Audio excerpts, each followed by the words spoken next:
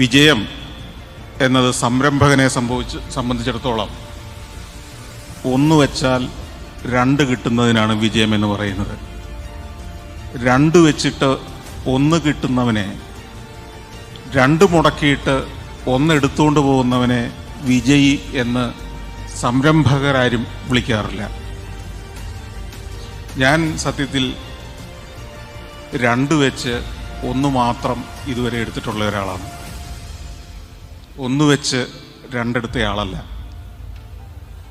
ഞാൻ പ്രവർത്തിച്ച ഒരു മേഖലയിലും ഞാൻ സാമ്പത്തിക നേട്ടങ്ങൾ ഉണ്ടാക്കിയിട്ടേയില്ല എന്ന് ഞാൻ പലപ്പോഴും തിരിഞ്ഞു നോക്കുമ്പോൾ എനിക്ക് മനസ്സിലായിട്ടുണ്ട്. ലോകം കണ്ടു എന്ന ഒരു നേട്ടം മാത്രമാണ് എൻ്റെ ഈ 46 വർഷത്തെ ജീവിതം കൊണ്ടുണ്ടായത് എന്ന് ഞാൻ തിരിച്ചറിയുന്നു. അത് ഈ നിമിഷം തിരിച്ചറിയുന്നതല്ല. എൻ്റെ ജീവിതം, ഇതെൻ്റെ ജീവിതമാണ് എന്ന് ഞാൻ തിരിച്ചറിഞ്ഞ കാലം മുതൽ എൻ്റെ സ്വപ്നം ഈ ലോകം കാണുക തന്നെയായിരുന്നു. ഭാഗ്യവശാൽ ഞാൻ ജനിച്ചതും വളർന്നതും യാത്രകളെ ഇഷ്ടപ്പെടുന്ന, യാത്രകളെ സ്നേഹിച്ചിരുന്ന മാതാപിതാക്കളുടെ മകനായിട്ടാണ്. യാത്രകൾ പാപമല്ല എന്നും യാത്രകൾ നമ്മുടെ ജീവിത വീക്ഷണം തന്നെ മാറ്റിമറിക്കുമെന്നും ഒക്കെ പഠിപ്പിച്ചത് എൻ്റെ കുടുംബത്തിലെ എൻ്റെ മാതാപിതാക്കൾ തന്നെയാണ്. യാത്രകൾ ആഹ്ലാദിക്കാൻ മാത്രമുള്ളതല്ലെന്നും കാണാൻ മാത്രമുള്ളതല്ലെന്നും എഴുതി വയ്ക്കാനും ഓർത്തു വയ്ക്കാനും അത് മറ്റുള്ളവർക്ക് കൂടി പകർന്നു കൊടുക്കാനുമുള്ളതാണെന്ന ഒരു പാഠം എന്നെ പഠിപ്പിച്ചതും എൻ്റെ കുടുംബത്തിൽ നിന്ന് എൻ്റെ മാതാപിതാക്കൾ തന്നെയാണ്. എന്നോട് ചോദിച്ചു, നിൻ്റെ ജീവിതത്തിൻ്റെ ലക്ഷ്യം എന്താണ്? 10ാം ക്ലാസ്സിലെ പരീക്ഷ കഴിഞ്ഞ ഒരു ദിവസം ഞാൻ പറഞ്ഞു, ടെലിവിഷനാണ് എൻ്റെ സ്വപ്നം.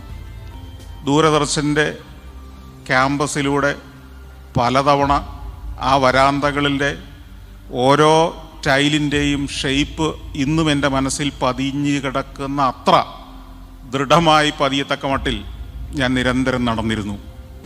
ദൂരദർശനിൽ നിന്ന് ഒരു കത്തെനിക്ക് കിട്ടി. താങ്കളുടെ ഈ ആശയങ്ങൾ ദൂരദർശന് അനുയോജ്യമല്ലാത്തതിനാൽ തിരസ്കരിക്കുന്നു എന്നായിരുന്നു ആ കത്തിൻ്റെ ഉള്ളടക്കം. ദൂരദർശൻ്റെ വരാന്തയിലേക്ക് ചെന്നാൽ അവിടെ ജനപ്രവാഹമാണ്.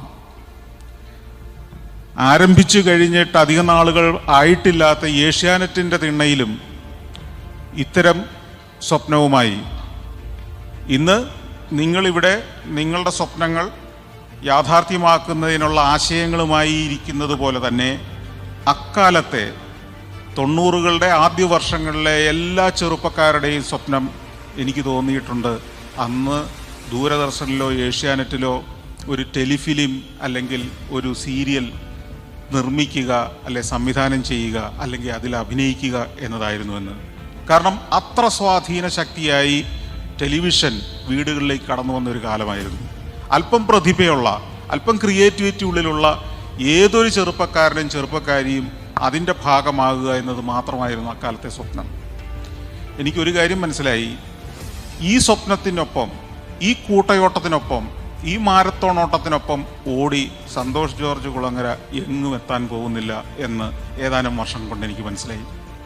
പിന്നെ എന്താണ് എൻ്റെ മേഖല?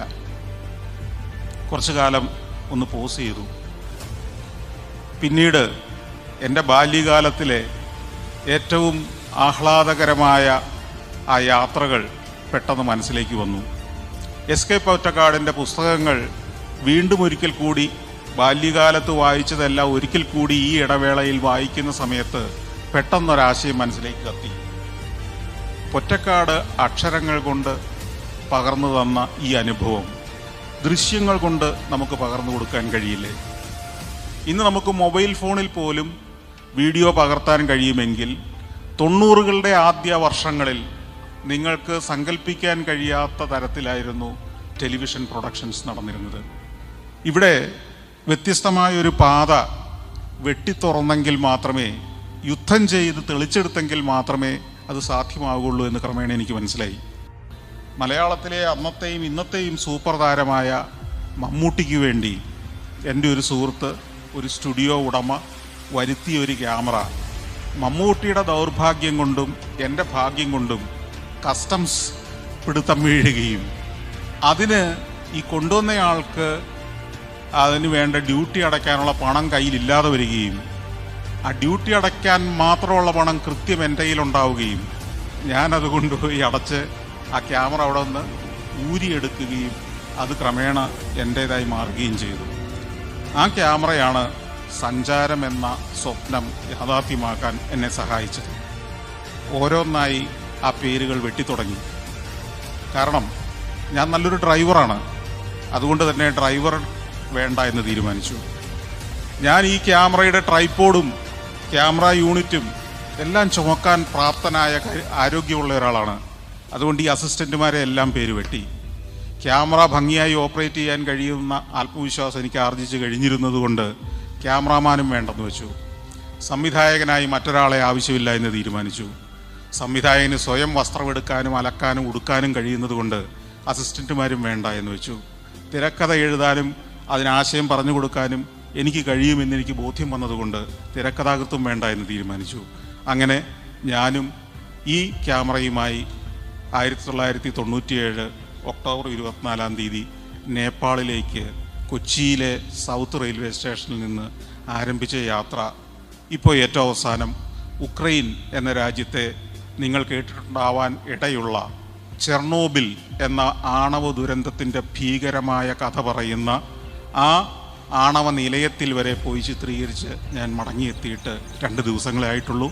ഇപ്പോൾ എന്നെ അളന്നു നോക്കിയാൽ കുറച്ച് റേഡിയേഷൻ എൻ്റെ ശരീരത്തിലുമുണ്ട്. ഇവിടെയൊക്കെ ഞാൻ നിങ്ങളോട് പറയാൻ ശ്രമിക്കുന്ന കാര്യം, സഞ്ചാരത്തിലൂടെ അല്ലെങ്കിൽ ഞാൻ ഇഷ്ടപ്പെടുന്ന ഈ തൊഴിലിലൂടെ ഞാൻ നേടിയത് ഒരു പൈസ പോലും മിച്ചം നേടിയിട്ടുണ്ടെന്ന് എനിക്ക് തോന്നുകയല്ല, ഇല്ല. അതാണ് സത്യം. ഞാൻ ഈ സഞ്ചാരം ഉണ്ടാക്കി നേപ്പാളിലേക്ക് പോയി, പിന്നീട് മാൽദീവ്സിലേക്ക് പോയി, അതിനുശേഷം കിഴക്കനേഷ്യ, സിംഗപ്പൂർ, തായ്ലൻഡ്, മലേഷ്യയൊക്കെ പോയി. ഇതെല്ലാം കഴിഞ്ഞ് തിരിച്ചു വരുമ്പോഴും ഓരോ യാത്രയും കഴിഞ്ഞ് വരും ആ സമയമായപ്പോഴേക്കും പരിപാടി എഡിറ്റ് ചെയ്ത് അവിടെ എത്തിക്കും. ഒരു ട്രാവൽ പരിപാടികളുണ്ട്. ദൂരദർശൻ പ്രൊഡ്യൂസേഴ്സിനോട് ഏഷ്യാനെറ്റ് പറയും. അവര് അല്പം നെറ്റി ചൊളിച്ചുകൊണ്ട് ചോദിക്കും, ഇതൊരു ഡോക്യുമെന്ററി സ്വഭാവമുള്ളതല്ലേ? അതെ, ഡോക്യുമെന്ററികളൊക്കെ ഇതാരും കാണുമോ ആളുകൾ? നിങ്ങളൊന്ന് കണ്ടു നോക്കൂ. അങ്ങനെ 97 മുതൽ 2001 വരെ ഈ 3 ചാനലുകളുടെയും ലൈബ്രറിയിൽ ആരാലും ശ്രദ്ധിക്കപ്പെടാതെ സഞ്ചാരം ഇരുന്ന ഒരു കാലവും ഉണ്ട്. ഏതാനും വർഷങ്ങൾ ടെലിവിഷൻ എന്ന സ്വപ്നം മനസ്സിൽ താലോലിച്ച് നടക്കുന്ന ഒരു ചെറുപ്പക്കാരൻ, ബന്ധുക്കളും സുഹൃത്തുക്കളുമൊക്കെ ഇയാൾ ഇതാ ടെലിവിഷനിൽ എന്തോ ആകാൻ പോകുന്നു എന്ന് പ്രതീക്ഷയോടെയും പരിഹാസത്തോടെയും നോക്കി നിൽക്കുന്ന ഒരു കാലം. സഞ്ചാരം എന്നൊരു സ്വപ്നവുമായിട്ട് യാത്രകൾ തുടങ്ങിയിട്ട് വർഷം 5 ആകാൻ പോകുന്നു. 5 വർഷമായി സഞ്ചിയും തൂക്കി നടക്കുന്ന ഒരുത്തനെ ലോകം സഞ്ചരിച്ച, ലോകം കാണാൻ ഇറങ്ങിയ, നാട്ടുകാരെ ലോകം കാണിക്കാൻ ഇറങ്ങിയ ഒരുവനെ എങ്ങനെയാണ് നമ്മുടെ നാട്ടുകാർ അന്ന് കണ്ടിരുന്നതെന്ന് നിങ്ങൾക്ക് ഊഹിക്കാവുന്നതേ ഉള്ളൂ. തിരിച്ച് വീട്ടിലേക്ക് പോകണമോ എന്ന് പോലും ചിന്തിച്ച യാത്രകളായിരുന്നു അക്കാലത്തെ എൻ്റേത്. പരാജയപ്പെട്ട് കഴിഞ്ഞുവെന്ന് എനിക്ക് ഉറപ്പായിരുന്നു. ഒരു 2 മിനിറ്റ് സമയം തരാൻ പറഞ്ഞു എനിക്ക്. ഞാൻ അവിടെ ഒരു കസേരയിൽ മാറിയിരുന്ന് ചിന്തിച്ചു, ഇതിന് പൈസ വേണം എന്ന് ഞാൻ വാശി പിടിച്ചാൽ ഏഷ്യാനെറ്റ് ഈ പരിപാടി സംപ്രേഷണം ചെയ്യില്ല. പൈസ വേണ്ട എന്ന് ഞാൻ സമ്മതിച്ചാൽ ചിലപ്പോൾ അടുത്ത ആഴ്ച മുതൽ സംപ്രേഷണം ആരംഭിക്കും. എന്നെ സംബന്ധിച്ചിടത്തോളം എനിക്കെൻ്റെ നാട്ടിലേക്ക് ചെന്നിറങ്ങണമെങ്കിൽ ഏഷ്യാനെറ്റിൽ ഈ പരിപാടി സംപ്രേഷണം ചെയ്തേ പറ്റൂ. ഒരു എപ്പിസോഡെങ്കിലും ടെലിവിഷനിൽ വന്നാൽ എനിക്കെൻ്റെ വീട്ടിലേക്ക് ധൈര്യപൂർവ്വം കയറി ചെല്ലാം. അപ്പോഴേക്ക് ഞാൻ വിവാഹം കഴിച്ചിരുന്നു. എനിക്കെൻ്റെ ഭാര്യ വീട്ടുകാരുടെ മുഖത്തേക്ക് നോക്കാം. ഞാൻ സമ്മതിച്ചു, സംപ്രേഷണം ചെയ്യാം, പൈസ വേണ്ട.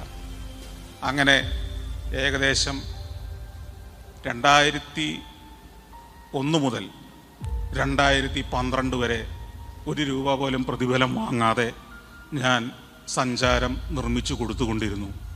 ഏഷ്യാനെറ്റ് ഒരു പൈസയും എനിക്ക് തന്നില്ലെങ്കിലും ഏഷ്യാനെറ്റ് എന്നെ ജീവിക്കാൻ പഠിപ്പിച്ചു കഴിഞ്ഞിരുന്നു. അപ്പോഴേക്കും ഏഷ്യാനെറ്റോ ദൂരദർശനോ മറ്റ് ചാനലുകളോ ഒക്കെ ആരംഭിച്ച കാലത്തെ എക്യുപ്മെൻറ്റ്സോ അത്രയേറെ മാൻ പവറോ അത്രയേറെ സന്നാഹങ്ങളോ ഒന്നുമില്ലാതെ ഇന്നത്തെ കാലത്ത് ബുദ്ധിപൂർവ്വം പ്രവർത്തിച്ചാൽ ഒരു ചാനലിനെ നിലനിർത്തിക്കൊണ്ടു പോകാൻ കഴിയുമെന്ന് എനിക്ക് മനസ്സിലായി. അങ്ങനെയാണ് ഒരു ദിവസം ഞാൻ വീണ്ടും ഒരു മണ്ടൻ തീരുമാനത്തിലേക്ക് എടുത്തു ചാടിയത്, സഞ്ചാരത്തെ ഒരു ടെലിവിഷൻ ചാനലാക്കി മാറ്റുക. ഇന്നും നിങ്ങൾ ആ ചാനൽ കാണുമ്പോൾ നിങ്ങൾക്കറിയാം, ഞാൻ ഈ പറഞ്ഞു വന്നതിൻ്റെ തുടർച്ച അതിലുമുണ്ട്. ഒരൊറ്റ രൂപയുടെ പോലും പരസ്യമില്ലാതെ 5-ാമത്തെ വർഷം പ്രവർത്തിക്കുന്ന കേരളത്തിലെ എന്ന് ഞാൻ പറയുന്നില്ല, ചിലപ്പോൾ ഇന്ത്യയിലെയോ ലോകത്തിലെ തന്നെയോ അപൂർവമായ ഒരാള് എനിക്ക് പൈസ വേണ്ട എന്ന് വാശിയോടെ തീരുമാനിച്ചാൽ പിന്നെ ആർക്കും നിങ്ങളെ ഒന്നും ചെയ്യാൻ കഴിയില്ല എന്നതിൻ്റെ തെളിവാണ് സഫാരിയും സഞ്ചാരവും. പൈസയോട് പുതിയ സംരംഭകരാണെങ്കിൽ എനിക്ക് ഒരു കാര്യമേ പറയാനുള്ളൂ, പണമാവരുത് നിങ്ങളുടെ ലക്ഷ്യം. നിങ്ങളുടെ സ്വപ്നം യാഥാർത്ഥ്യമാക്കുക എന്നതാണ് നിങ്ങളുടെ ലക്ഷ്യമെങ്കിൽ, ആ സ്വപ്നമാണ് നിങ്ങളെ നയിക്കുന്ന ശക്തിയെങ്കിൽ, പണം നിങ്ങൾക്ക് വേണ്ട എന്ന് തന്നെ പണത്തോട് വൈരാഗ്യബുദ്ധിയോടെ നിങ്ങൾ ബിഹേവ് ചെയ്യാൻ തയ്യാറാണെങ്കിൽ നിങ്ങളൊരു വിജയമാകും. നിങ്ങളെ ഓടിച്ച് പുറകെ നടന്ന ആളുകൾ പണം തരുന്നൊരു സ്ഥിതിയിലെത്തും. പണത്തെ വെറുക്കാൻ നിങ്ങൾ പഠിക്കാൻ തുടങ്ങിയാൽ ജീവിതത്തിൽ വിജയമായി മാറും എന്ന് എനിക്ക് മനസ്സിലായിട്ടുണ്ട്. പണത്തെ അകറ്റി നിർത്താൻ ശ്രമിക്കുക. പണമല്ല നിങ്ങളുടെ ലക്ഷ്യമെന്ന് നിങ്ങൾ ഉറച്ചു ചിന്തിക്കുക, ഉറപ്പിച്ചു വിശ്വസിക്കുക. നിങ്ങളുടെ സ്വപ്നം, നിങ്ങളുടെ ആഗ്രഹങ്ങൾ, നിങ്ങളുടെ പാഷൻ, അതിനോടുള്ള ആത്മാർത്ഥമായ സ്നേഹം, അതിനെ വിടാതെ മുറുകെ പിടിക്കുക. പണം നിങ്ങളെ തേടി വരുമെന്നുള്ള കാര്യത്തിൽ സംശയമില്ല. പണം തേടി വരുന്നതല്ലത്, സമൂഹത്തിന്, നിങ്ങളുടെ ഉപഭോക്താവിന് നിങ്ങളെ ആവശ്യമായി വരും. അവരുടെ ആശയങ്ങൾ കേൾക്കുക, അവരുമായിട്ട് ആശയവിനിമയം നടത്തുക, അവർ നമ്മളെക്കുറിച്ച് ചോദിക്കുക, നമ്മുടെ പ്രവർത്തനങ്ങളെക്കുറിച്ച് ചോദിക്കുക. ഇതൊക്കെ പങ്കുവയ്ക്കുന്ന നിമിഷങ്ങൾ അല്ലെങ്കിൽ സമയം, അത് റിലാക്സ്ഡായ സമയം നമുക്ക് കിട്ടുക എന്നത് കൂടെ നിന്നൊരു സെൽഫി എടുക്കുകയോ ഒരു ഓട്ടോഗ്രാഫിന് ഓടിച്ചെന്നിട്ട് അപരിചിതനായിട്ട് മറഞ്ഞു പോവുകയോ ചെയ്യുന്നത് പോലെയല്ല. നമ്മൾ അവരുടെ കൂടെയുള്ള ഒരാൾ എന്നൊരു തോന്നലുണ്ടാക്കുന്നത് അത് തീർച്ചയായിട്ടും വലിയൊരു അനുഭവമാണ്. ഷൂട്ടിൽ പോയിരുന്ന് സ്വപ്നം കാണുക എന്നതാണ് ഞാൻ പറയുന്ന യാത്രകൾ എന്ന് പറയുന്നത്. എവറസ്റ്റിൻ്റെ മുകളിൽ പോയിരുന്നിട്ട് ചെറിയ സ്വപ്നങ്ങൾ കാണുമ്പോൾ നിങ്ങൾ എൻ്റെ ജന്മനാളായ പാലക്കാട്ടുമലയിൽ ഇരുന്ന് സ്വപ്നം കാണുന്നതിനേക്കാൾ വലിയ സ്വപ്നങ്ങൾ കാണാൻ ശീലിച്ചിട്ടുണ്ടാവും. ആ സ്വപ്നത്തിന് സ്വാഭാവികമായിട്ടും വലിപ്പം ഉണ്ടാവും. നമ്മൾ നമ്മുടെ കിണറുകളിൽ, ചെറിയ കുളങ്ങളിൽ കിടക്കുന്നതിന് പകരം സമുദ്രത്തിലേക്ക് ഇറങ്ങി നീന്താൻ തുടങ്ങുന്നു. അവിടെ നമ്മുടെ സ്വപ്നങ്ങളുടെ വലിപ്പം, അതിൻ്റെ മാഗ്നിറ്റ്യൂഡ് വലുതായി മാറുന്നു. ആ സ്വപ്നം നിങ്ങളെ മാത്രമല്ല, നിങ്ങൾക്ക് ചുറ്റുമുള്ളവരെയും സ്വാധീനിക്കാൻ തുടങ്ങുന്നു. വലിയ സ്വപ്നം കാണണമെങ്കിൽ വലിയ ആംബിയൻസിലേക്ക് നിങ്ങൾ പോകണം. നിങ്ങൾ പെട്രോണോസ് ടവറിൻ്റെ ചുവട്ടിൽ പോയിരുന്ന് കാണുന്ന സ്വപ്നം മറൈൻ ഡ്രൈവിലെ പഴയ ബാങ്ക് ഓഫ് കൊച്ചിയുടെ കെട്ടിടത്തിൻ്റെ ചുവട്ടിൽ പോയിരുന്ന് കാണുന്ന സ്വപ്നത്തിൻ്റെ പല മടങ്ങ് വലുതായിരിക്കും. ബുർജ് ഖലീഫയുടെ ചുവട്ടിൽ അതിൻ്റെ ചുവരുകളിൽ ചാരി നിന്ന് മുകളിലേക്ക് നോക്കിക്കൊണ്ട് കാണുന്ന സ്വപ്നം, അല്ലെങ്കിൽ അതിൻ്റെ ഏറ്റവും മുകളിലത്തെ ഒബ്സർവേഷൻ ഡെക്കിൽ പോയി നിന്ന് ആ നഗരത്തെ ആകെ കണ്ടുകൊണ്ട് നിങ്ങൾ കാണുന്ന സ്വപ്നം, നിങ്ങൾ ഡ്രീം ചെയ്യുമ്പോൾ നിങ്ങളുടെ ഡ്രീം വലിയൊരു ഡ്രീമായി മാറുന്നത് നിങ്ങൾ തന്നെ അനുഭവിക്കും. എന്നെ സ്വപ്നങ്ങൾ കാണാൻ പഠിപ്പിച്ചതൊക്കെ ഈ യാത്രകളാണ്. ഈ യാത്രകളിലൂടെ നമ്മളെപ്പോലെ 5.5 അടി പൊക്കവും എന്നേക്കാൾ തൂക്കവും കുറഞ്ഞ കൊച്ചു മനുഷ്യരാണ് ഈ അത്ഭുതങ്ങളെല്ലാം സൃഷ്ടിച്ചു വെച്ചിരിക്കുന്നത് എന്ന് തിരിച്ചറിയുമ്പോൾ എങ്കിൽ പിന്നെ എനിക്കും എന്തുകൊണ്ടായിക്കൂടാ എന്ന തോന്നൽ എനിക്ക് സ്വയം ഉണ്ടാവുന്നു. നമ്മളെക്കാൾ കൊച്ചു മനുഷ്യരുടെ ഒരു സമൂഹത്തിൽ ജീവിച്ചുകൊണ്ട് അവരുമായിട്ട് മല്ലയുദ്ധം നടത്തുന്ന ആളുകളാവുമ്പോൾ നമ്മുടെ സ്വപ്നങ്ങളും അവരുടെ സ്വപ്നം പോലെ ചെറുതായി പോകുന്നു. അതാണ് നമ്മൾ യാത്ര ചെയ്യാത്തവന് സംഭവിച്ചു പോകുന്നത്. നമ്മളെക്കാൾ ചെറുതായ മനുഷ്യരുമായി കലഹിച്ച് ജീവിച്ച് തീർക്കാതെ വലിയവരുടെ ലോകത്തേക്ക് നടന്നു ചെല്ല്. എന്നിട്ട് അവർ കണ്ട വലിയ സ്വപ്നങ്ങളുടെ ഭാഗമാവുക, ആ സ്വപ്നങ്ങളുടെ ഷെയർ ഹോൾഡർ ആവുക. അതിനേക്കാൾ വലിയ സ്വപ്നങ്ങൾ നമുക്കും സാധ്യമാണെന്ന ആത്മവിശ്വാസം വളർത്തുക. അത് മാത്രം മതി എന്നാണ് എനിക്ക് തോന്നുന്നത്.